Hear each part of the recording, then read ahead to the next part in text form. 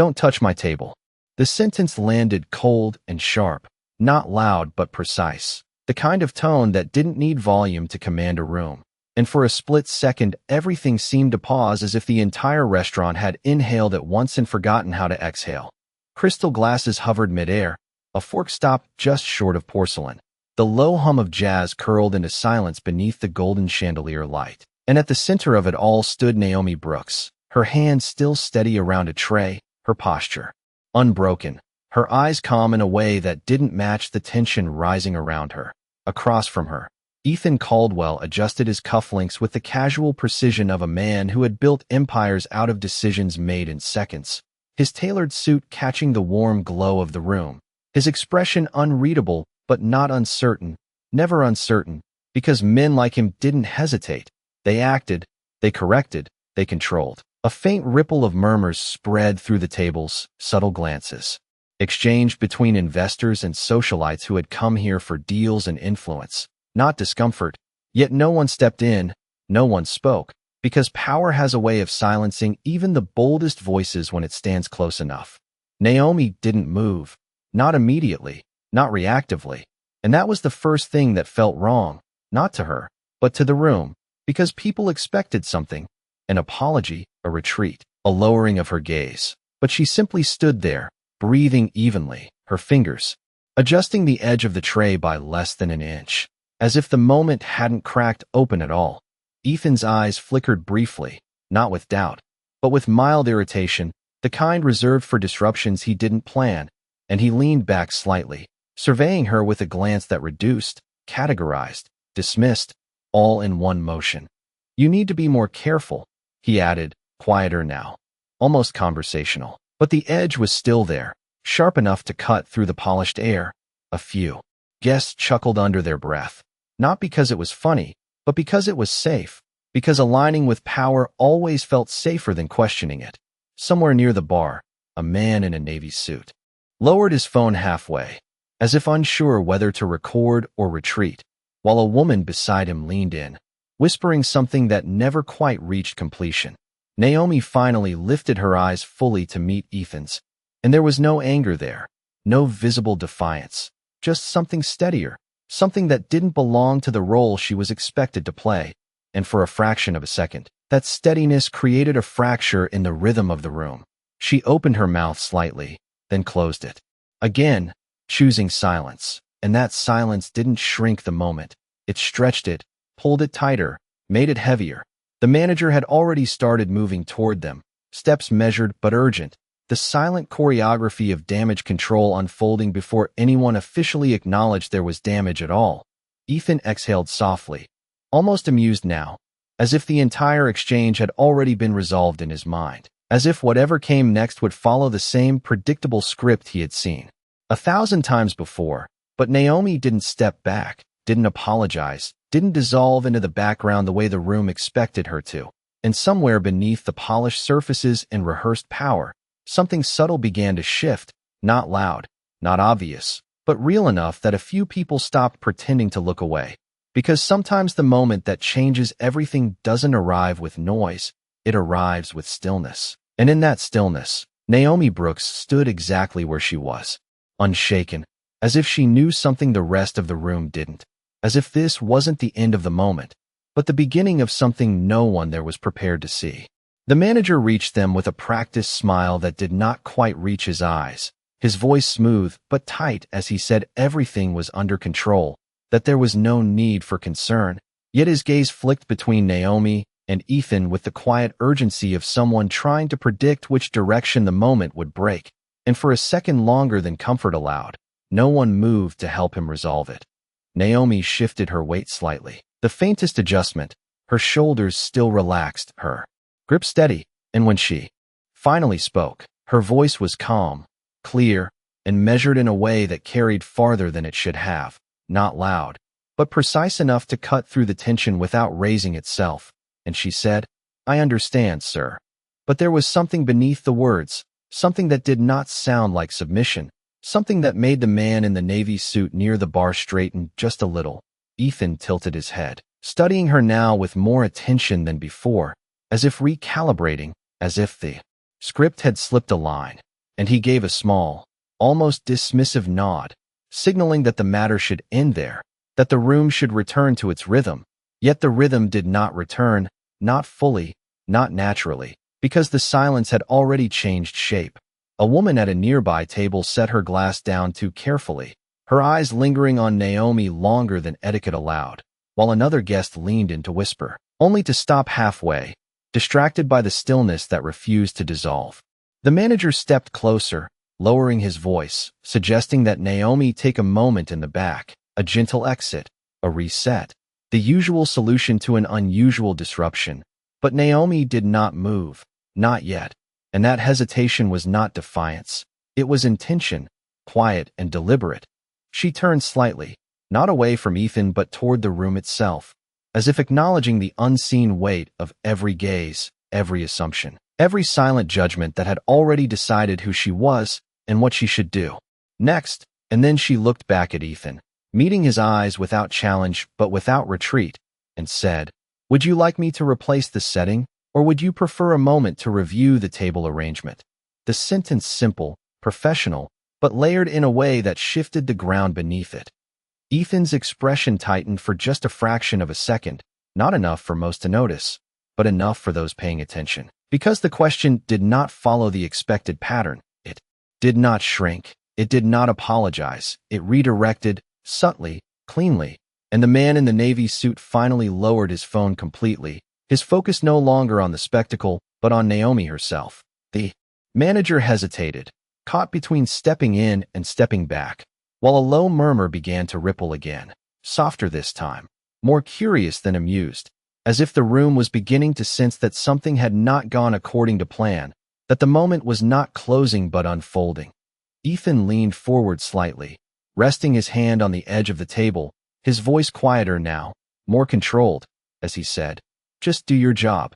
But even in the command there was a trace of something else, something less certain. Because for the first time since the moment began, he was no longer the only one defining it. Naomi nodded once, a small, precise movement, and began to adjust the table setting with careful, deliberate motions, each action exact, unhurried, as if time itself had slowed around her. And as she placed the final piece back into position, her fingers paused for just a breath longer than necessary. And in that pause, the room held its silence again, not out of shock this time, but anticipation, because somewhere between the stillness and the subtle shift in control, it was becoming clear that the moment had not passed. It had only just begun. The final fork slid into place with a soft, deliberate click that echoed louder than it should have, and Naomi withdrew her hand slowly, not rushed, not hesitant, as if every movement had already been decided long before this moment began.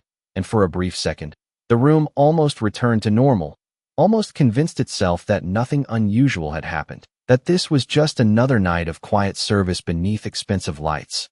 But then a voice broke through the air from behind Ethan's shoulder, low and uncertain at first, then clearer, sharper. "Wait, Naomi?" And the single word shifted the balance more than any raised voice could have. Ethan turned slightly, not fully, just enough to acknowledge the interruption, irritation flickering across his expression as a man in his late 50s stepped forward from a nearby table, his posture straight, his presence carrying a weight that did not need introduction, the kind of man who was used to being listened to. And yet his attention was not on Ethan. It was fixed entirely on Naomi, searching, confirming, almost disbelieving.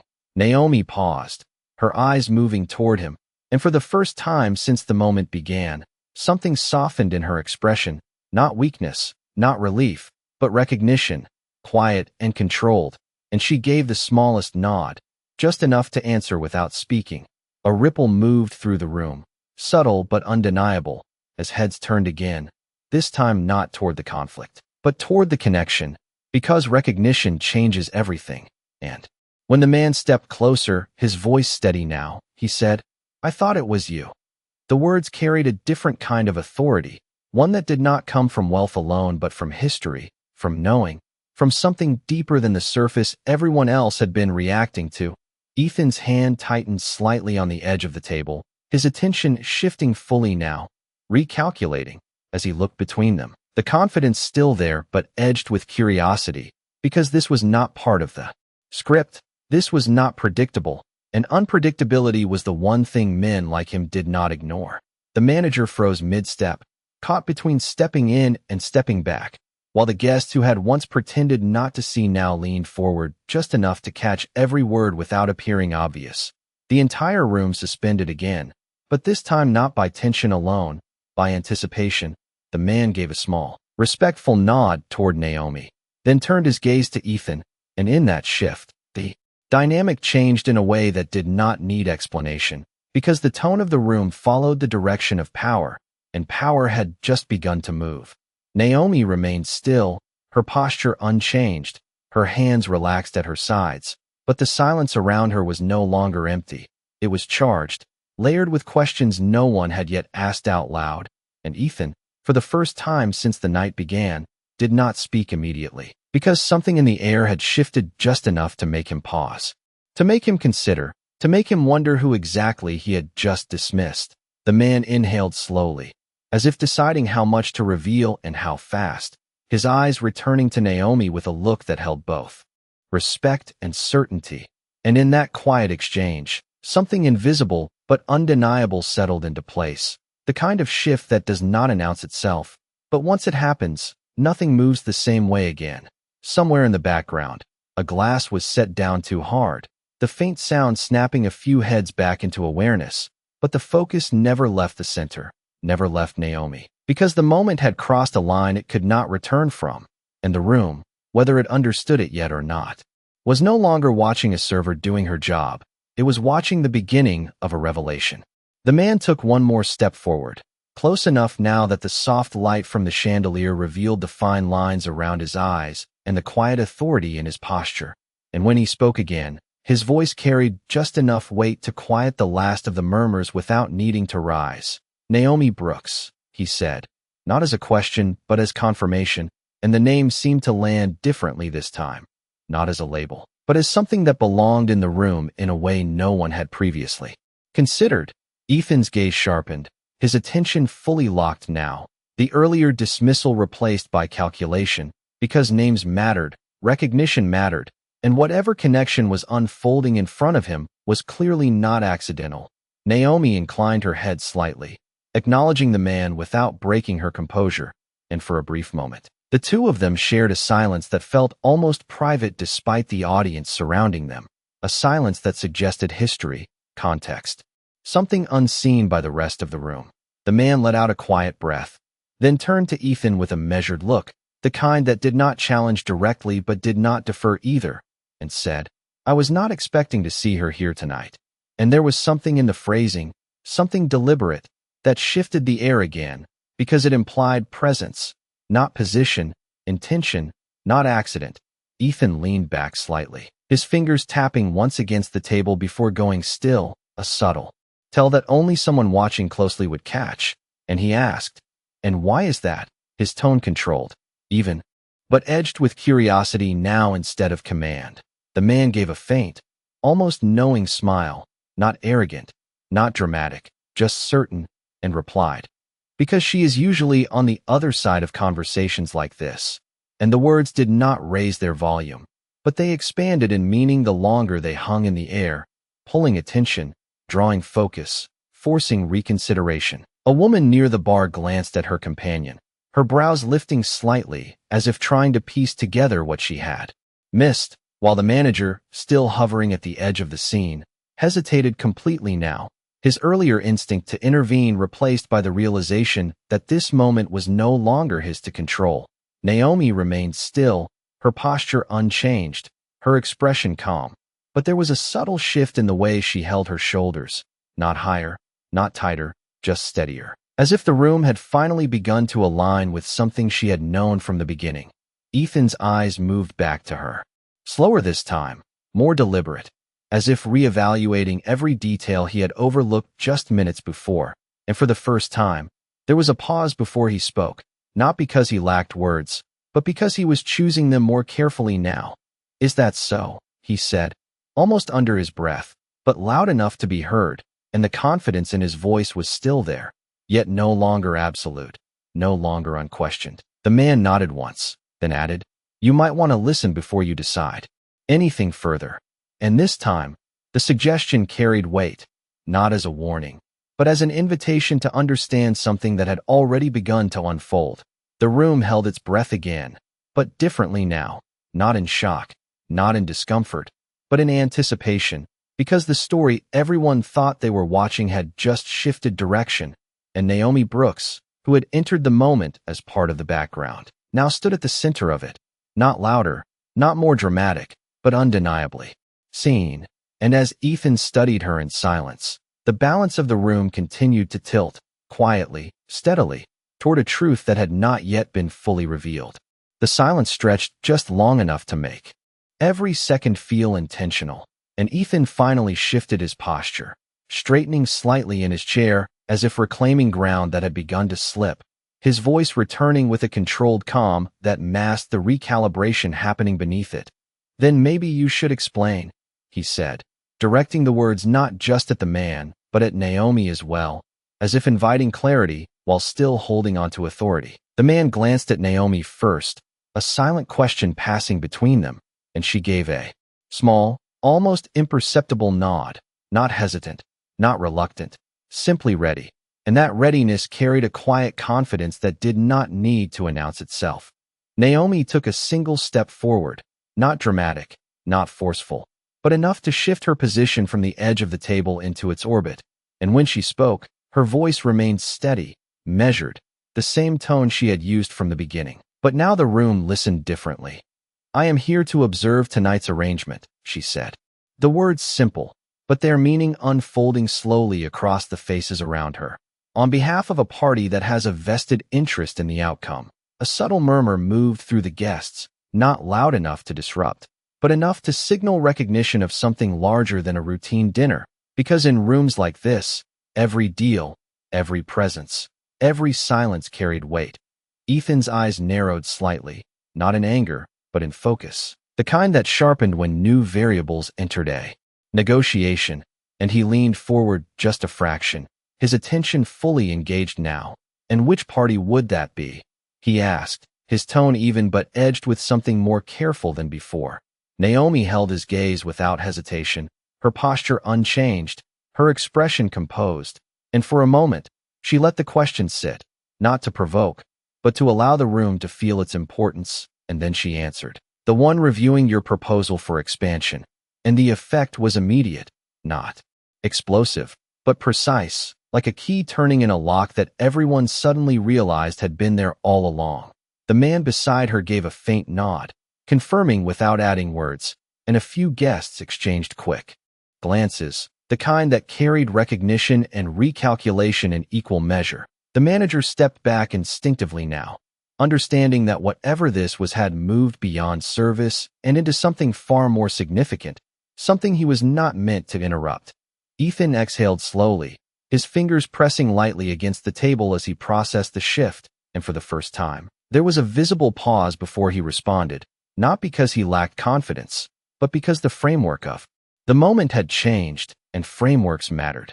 "You are saying," he began carefully, choosing each word with precision, "that you are part of the evaluation process." And Naomi inclined her head once, confirming without embellishment, her silence afterward carrying as much weight as her words. The room leaned in collectively now, not physically, but in attention, as if drawn closer by the gravity of the revelation, because the narrative had shifted from assumption to reality, from surface to substance. Ethan's gaze lingered on her, longer this time, searching, recalculating every detail he had dismissed earlier, and while his posture remained composed, there was no denying the shift that had taken place, subtle but undeniable, the kind that does not announce itself with noise but with awareness. Naomi stood exactly where she was, neither advancing nor retreating, her presence steady, grounded, as if she had always belonged in this position, and perhaps she had, just not in the way anyone had expected. And as the weight of her words settled into the room, the earlier moment replayed silently in the minds of those who had witnessed it, not as something resolved, but as something redefined, because what had once looked like a simple interaction had become something else entirely, something that was no longer about service or status, but about understanding who held the power all along. even when no one had been looking. The air in the room did not return to normal. It settled into something heavier, more deliberate, as if every word now carried consequences that could not be undone. And Ethan remained still for a moment longer, his gaze fixed on Naomi with a level of attention that had not been there before, not dismissive, not casual, but analytical, the kind reserved for variables that could alter outcomes. He leaned back slowly, exhaling through his nose, his composure intact but no longer effortless, and when he spoke again, his voice was lower, more controlled. "That is an unusual way to conduct an evaluation," he said, the words carefully chosen, as if testing the boundaries of this new reality without fully conceding to it. Naomi did not respond immediately, and that pause was not hesitation. It was structure. It allowed the moment to breathe, to expand, to settle into the awareness of everyone present. And when she finally answered, her tone remained even, grounded. "Unusual environments reveal accurate behavior," she said, and the sentence landed with quiet precision, not aggressive, not defensive, but undeniable in its logic. A subtle shift moved across the faces in the room, the kind that happens when people recognize truth before they are ready to admit it. And a man at a nearby table adjusted his tie slightly, his eyes flicking toward Ethan with a new kind of curiosity, as if reevaluating not just the situation, but the man himself. Ethan's jaw tightened just a fraction, the smallest physical response to a statement that had not directly challenged him, yet had somehow done exactly that. And he tapped his finger once against the table before stilling it again, regaining the control he was known for. "So this is a test," he said, more to himself than to her, but loud enough for the room to hear. Naomi inclined her head slightly, neither confirming nor denying in a way that would simplify it, because it was not simple, and the complexity was part of the point. The man beside her shifted his stance, folding his hands loosely in front of him, his presence calm but supportive, as if standing beside Naomi was not an act of intervention, but alignment. The manager had now stepped fully back, almost blending into the background, his earlier urgency replaced by quiet observation, understanding that whatever was unfolding had moved far beyond his authority. Ethan leaned forward again, this time slower, more deliberate, his eyes never leaving Naomi's. And there was something different in his expression now, not respect yet, but recognition, the first stage of it, the moment when someone realizes they have misread the situation entirely. "And what exactly are you evaluating?" he asked, and the question, while controlled, carried weight, because it was no longer about curiosity, it was about consequence. Naomi's hands remained relaxed at her sides, her posture steady, her voice calm as she answered, "Decision. Making under pressure, awareness of environment, and the ability to distinguish between control and leadership." And each phrase seemed to settle into the room like a measured step, building something larger than a simple response. A quiet ripple moved through the guests again, not laughter, not whispers, but awareness, the kind that spreads when people begin to understand they are witnessing something that will not be easily forgotten. Ethan held her gaze, and for the first time since the night began, he did not interrupt, did not redirect, did not assert dominance over the moment, because the moment no longer belonged to him alone. And as the weight of her words lingered, it became clear to everyone present that what had started as a controlled environment had shifted into something far more revealing, something that was no longer about appearances or assumptions, but about truth, and truth, once introduced, has a way of reshaping everything that comes after. The words did not fade after she finished speaking. They settled, heavy and precise, as if each one had found its place in the room and refused to move. And for a moment, no one reached for their glass, no one checked their phone, because the weight of what had just been said demanded stillness. Ethan remained motionless, his eyes locked on Naomi, but the expression behind them had changed again, shifting from calculation into something deeper, something closer to awareness. And when he finally spoke, his voice carried less certainty and more intention. "You were suggesting that what happened earlier is part of that evaluation," he said, not as an accusation, but as a realization forming in real time. Naomi did not rush to answer, and that pause was not empty. It was deliberate, allowing the room to sit with the implication, to feel the quiet tension of being included in something they had not prepared for. And when she responded, her tone remained steady, grounded in clarity. I am saying that moments reveal more than prepared statements ever could. And the sentence moved through the room like a subtle shift in gravity, pulling attention inward, forcing reflection without raising its voice. A man near the window adjusted his stance, his posture no longer relaxed, while a woman across the table lowered her gaze briefly, as if replaying the last few minutes in her mind with new understanding. Ethan inhaled slowly, his shoulders lifting just slightly before settling again. And for the first time since the night began, there was no immediate reply, no quick redirection, because the control he was used to exercising had encountered something it could not immediately reshape. The man beside Naomi stepped forward half a pace, not to interrupt, but to support the space she had created, his presence calm, reinforcing without overshadowing. And he said quietly, "These decisions affect more than numbers," his voice steady, not loud, but firm enough to anchor the moment. They define the kind of leadership that moves forward.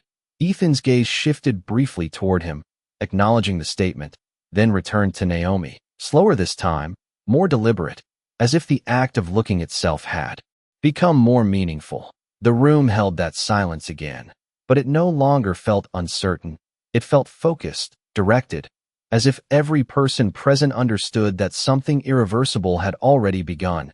Naomi stood exactly where she was, her posture unchanged, her hands still relaxed, but the stillness around her had transformed, no longer empty, now filled with recognition, and she added, "Respect is not situational." Her voice calm, not raised, not sharpened, but carrying a quiet authority that did not need reinforcement. It is consistent, or it is absent. The words did not challenge, they defined, and in doing so, they removed any space for misinterpretation. Ethan's jaw tightened just slightly, not in resistance, but in processing, and he looked down at the table for a brief moment, the polished surface reflecting the dim light back toward him, before lifting his gaze again, this time slower, more measured, as if the act of looking now required intention rather than instinct. A faint sound of a glass being set down echoed softly in the background, drawing a few eyes for a split second before they returned to the center, because nothing outside the moment held the same gravity anymore. Ethan leaned back once more, but this time the movement felt different, less about control and more about consideration. And when he spoke again, his voice was quieter, not diminished, but refined. "Then what you are observing," he said carefully, "is already in progress." And the statement carried an acknowledgement that had not existed before. Naomi gave a slight nod, confirming without elaboration, her presence steady, unshaken, and as the room absorbed the shift, it became clear that the moment was no longer about a single interaction. It had expanded into something larger, something that could not be undone or ignored, because once awareness takes hold, it changes the way everything is seen. And in that awareness, the balance of the room had already begun to move, not loudly, not dramatically, but with a quiet certainty that could not be reversed. The acknowledgement did not dissolve the tension. It refined it, sharpening the edges of every glance, every breath, until the room itself seemed to lean into the moment, waiting for what would come next.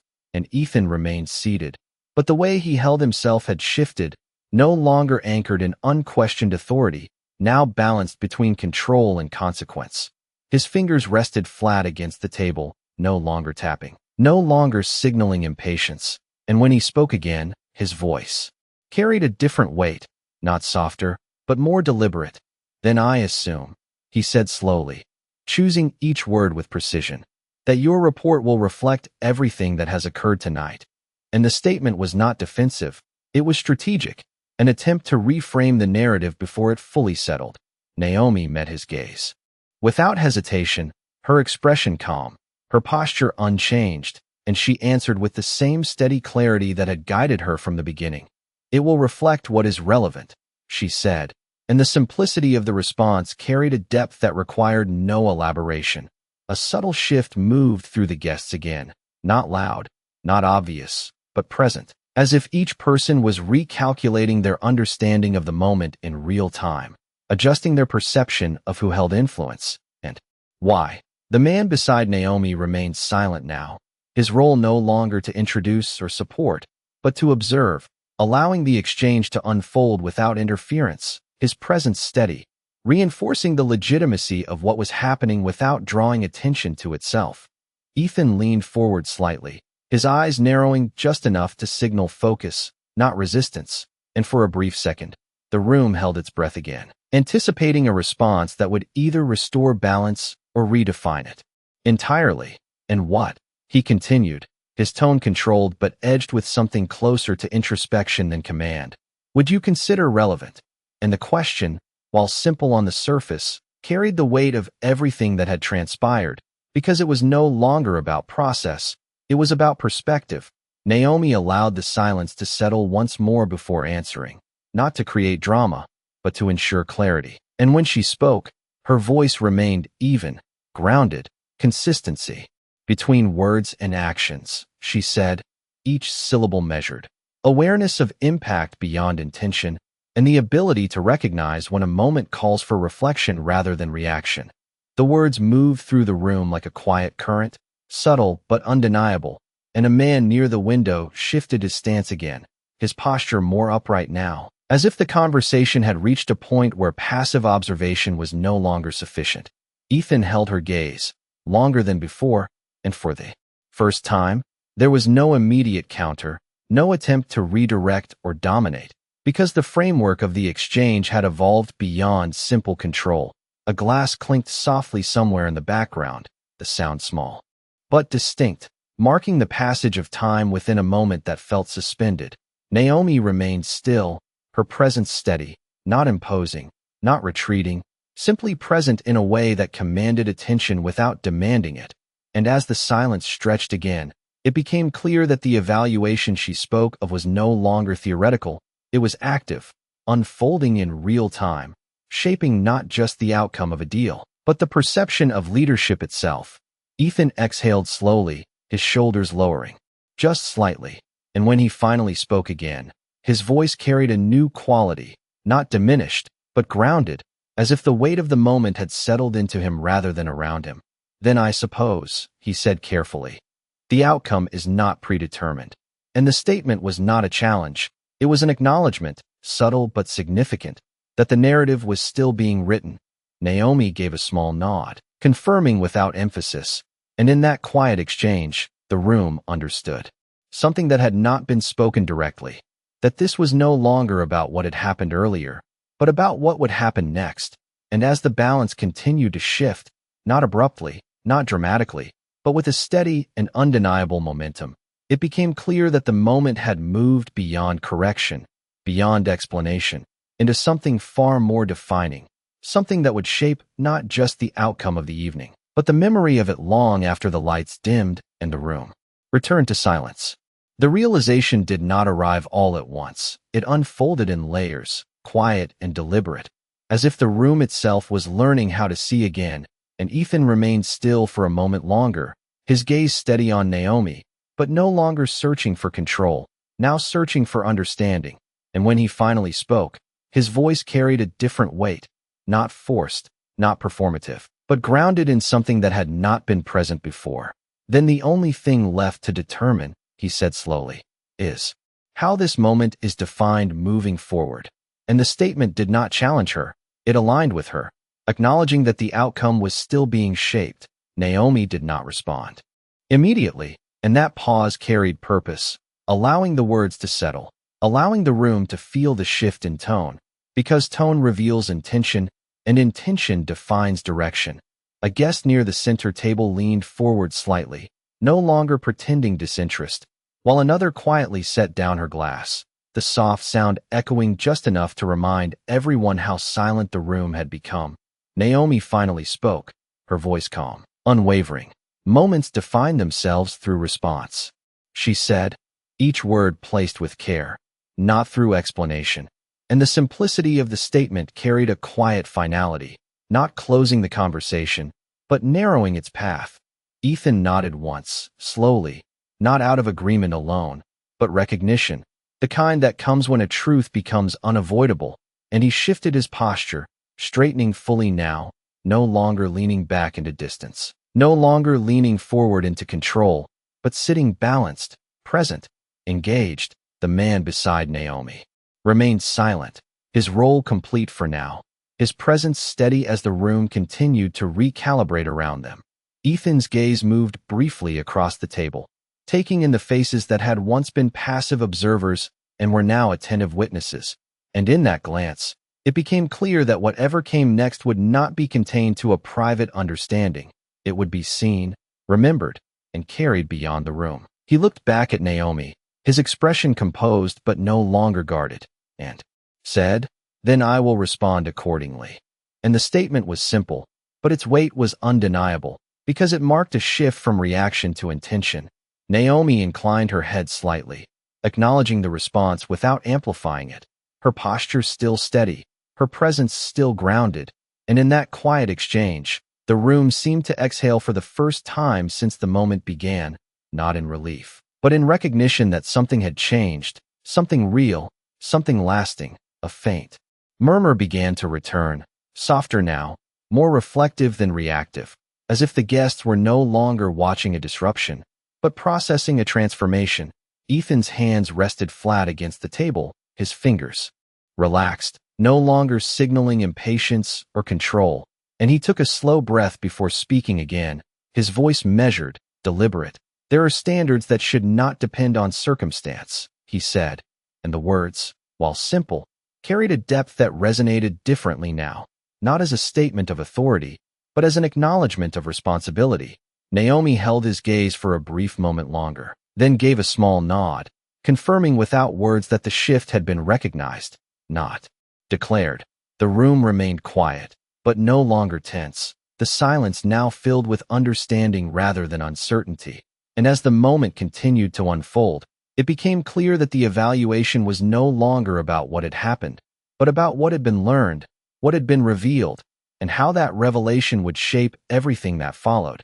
Because once a moment exposes the truth beneath it, there is no returning to what was assumed before, only the choice of what comes next. And in that choice, the balance of the room had already begun to settle into something new, something defined not by power alone, but by the way it was held. The shift did not need to be announced. It revealed itself in the smallest details, in the way the room breathed again, in the way the silence no longer pressed down, but settled evenly. And Ethan remained still for a moment after his last words, his gaze no longer fixed in opposition, but aligned in awareness, as if he had stepped into the same frame Naomi had been standing in all along. He slowly rose from his seat, not abruptly, not to reclaim dominance, but with a measured intention that drew every eye back to him, and the soft scrape of his chair against the floor echoed through the room like a quiet marker of transition. No one spoke, not because they were unsure, but because they understood that what came next would define everything that had just unfolded. Ethan adjusted his jacket with a calm precision, then turned fully toward Naomi, his posture upright, composed, and for a brief second, the earlier version of him flickered, the man who commanded rooms without question. But it did not stay. It softened, reshaped into something more deliberate. "Miss Brooks," he said, his voice steady, clear, carrying across the room without force. And the use of her name, spoken correctly, intentionally, shifted the tone once again, because names, when used with care, restore what assumptions take away. Naomi met his gaze, her expression unchanged, calm, grounded, not elevated by the moment, not diminished by it, simply present. Ethan paused, just long enough to ensure that what he was about to say would not be mistaken for routine. And then he continued. What occurred earlier should not have happened. The sentence simple, direct, without excess explanation, without justification, and the clarity of it carried more weight than any elaboration could have. A quiet stillness followed, not tension, not uncertainty, but recognition, because accountability, when genuine, does not need decoration. Naomi held his gaze for a brief moment, then inclined her head slightly, acknowledging the statement without amplifying it, because acknowledgement does not require approval. It requires presence. Ethan continued, his tone consistent, measured, not because of circumstance, not because of observation, but because it does not align with the standard I expect from myself or those I represent.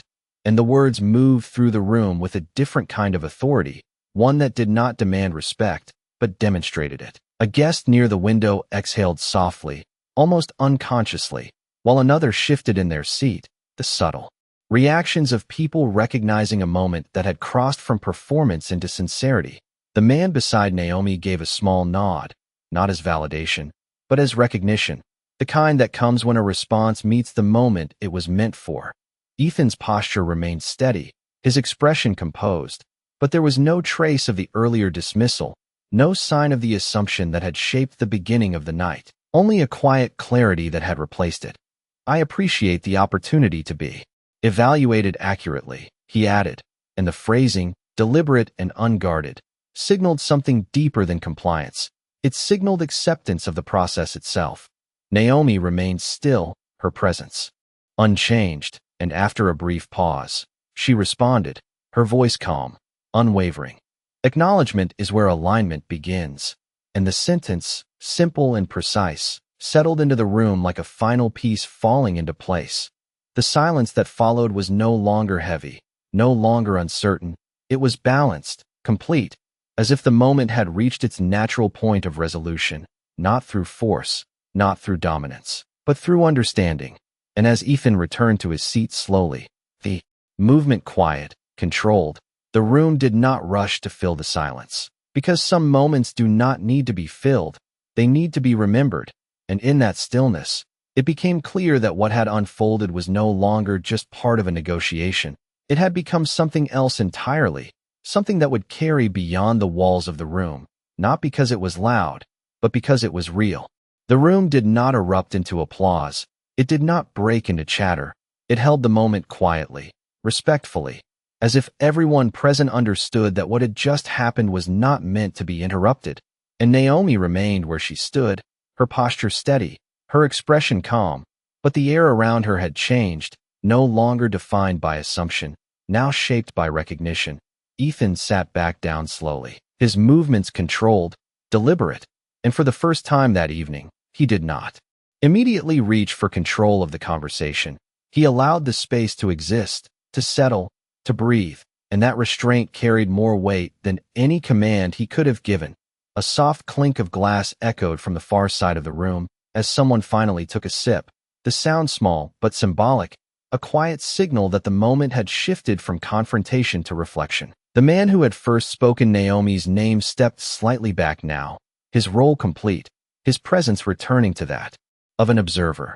But his gaze remained steady, watching not just Naomi, but the room itself, as if measuring how far the shift had truly reached.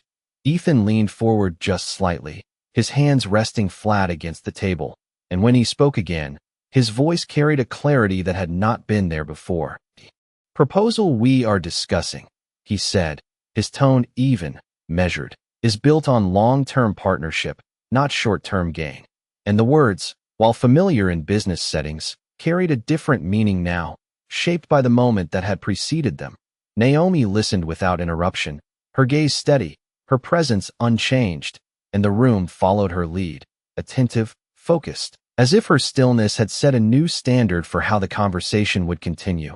Ethan continued, "That kind of partnership requires more than strategy, it requires consistency."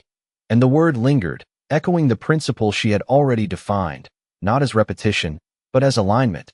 A subtle shift moved through the guests again, not dramatic, but real, as if they were witnessing not just a conversation, but a recalibration of values in real time. Naomi gave a slight nod, acknowledging the direction without interrupting it, and in that small movement, there was a quiet confirmation that the moment had not been wasted, that something had been understood. Ethan's gaze moved briefly across the table, taking in the faces of those who had witnessed the exchange, and then returned to Naomi, more focused now, more intentional. "If we are to move forward," he said, "it will be with a clear understanding of expectations on both sides." And the phrasing carried balance, no longer one-sided, no longer assumed, but mutual. Naomi responded calmly, her voice steady. "Clarity creates accountability," she said. and the simplicity of the statement reinforced everything that had already been revealed.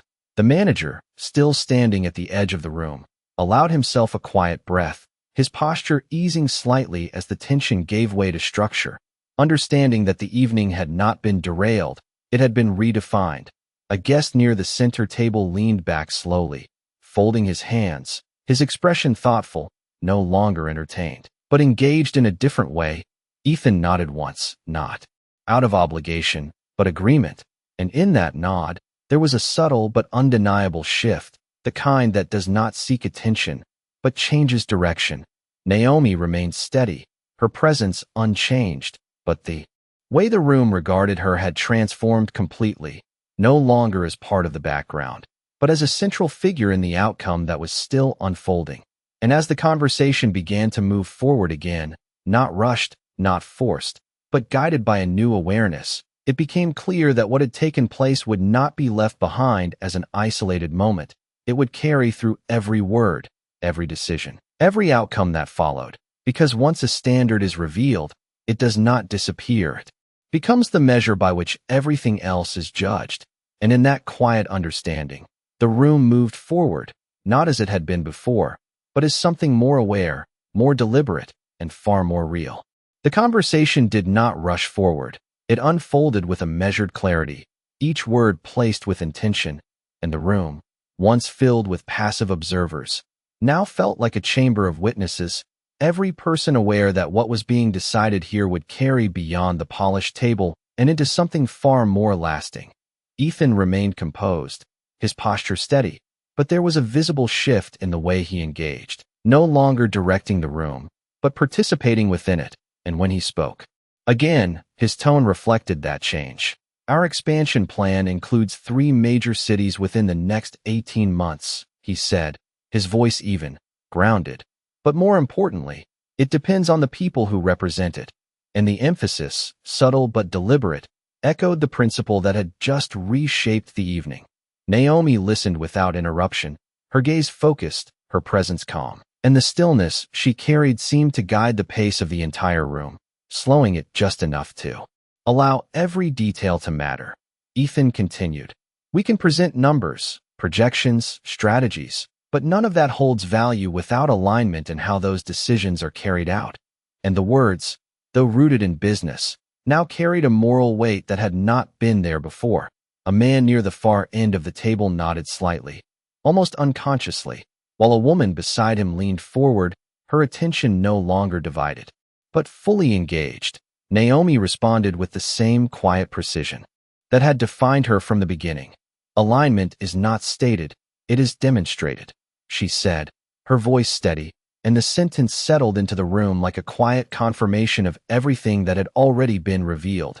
Ethan held her gaze, and for a brief moment, there was no hierarchy in the exchange, no imbalance. Only 2 perspectives meeting on equal ground, and he nodded once, acknowledging not just her words, but the weight behind them. The man who had recognized Naomi earlier shifted slightly, his hands resting calmly in front of him, his role now that of silent affirmation, allowing the conversation to move forward without interference.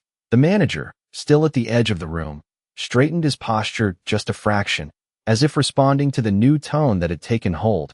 Understanding that the evening had evolved into something far more significant than service alone, Ethan leaned forward slightly, his voice calm but more defined.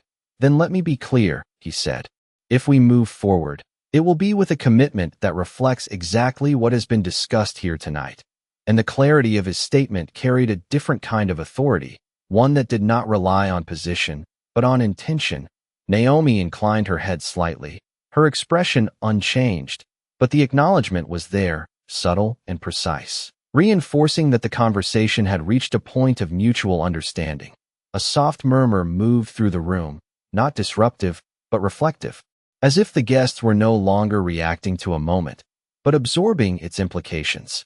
Ethan's gaze moved briefly across the table once more, taking in the presence of those who had witnessed the exchange, and then returned to Naomi, steady, focused. "The decision you are part of," he added, "will shape more than this partnership.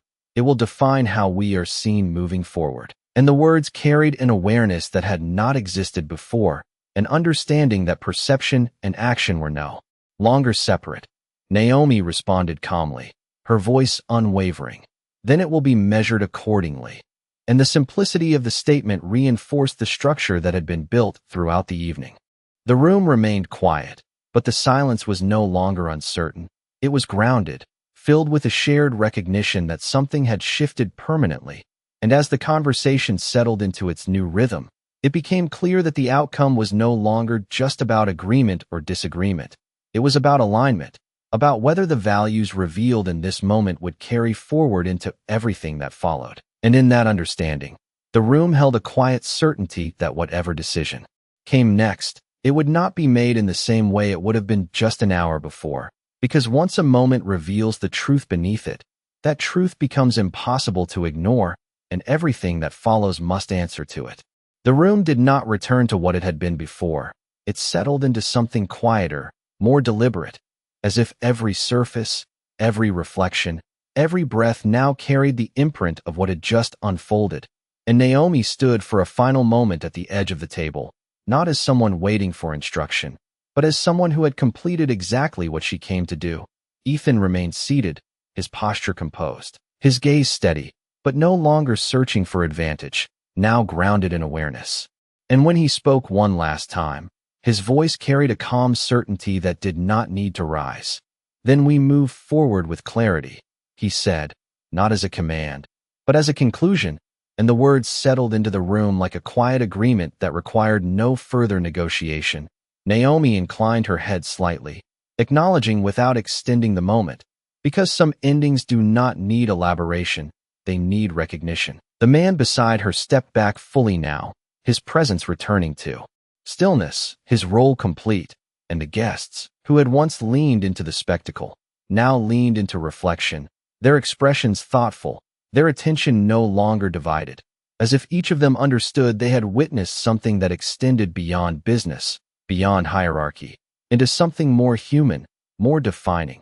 Naomi turned slightly, her movements smooth, unhurried, and for the first time since the evening began, she stepped away from the center of the room.